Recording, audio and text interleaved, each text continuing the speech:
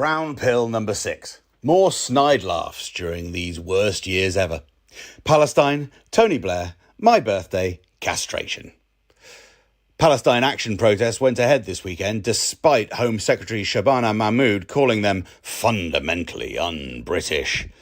Can she think of anything more fundamentally British than bubble-hatted pensioners quietly sitting in Trafalgar Square with a thermos of lukewarm tea and hoping that by being polite for long enough it'll all just go away? I'm not sure why the protesters bothered, though. Donald Trump and Bibi Netanyahu are about to make peace in the Middle East, smack bang on the second anniversary of October the 7th. Almost as though they've been stage managing the whole thing and that this is a war of choice. Tony Blair is set to become some sort of viceroy of Palestine. 20 years on and he has won. So Tony should ride into Gaza on a white horse, then order an Egg McMuffin or whatever new hell Trump has planned for that place.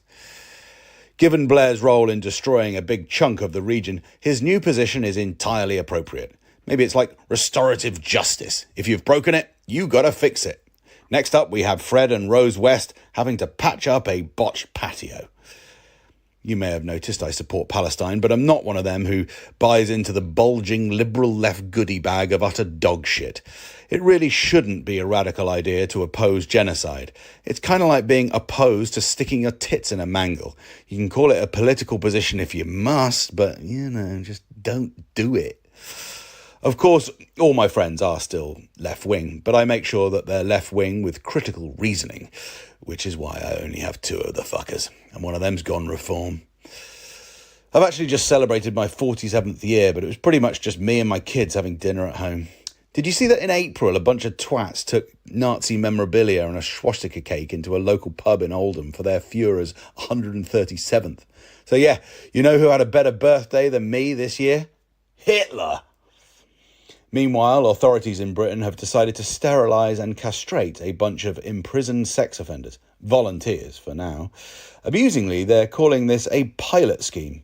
I mean, it's gonna work, guys. Jeff Goldblum off of Jurassic Park ain't gonna need to say, your scientists were so preoccupied with whether or not they could, they didn't stop to think if they should. I never saw a Crime Watch reconstruction where a man jumps out of a hedge waving a huge knackerless wound.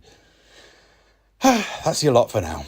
But if you still need the sweet release of political tragicomedy, here's the latest episode of News Come, which I do with the bloke from Complaints on a Plate. Cheers all.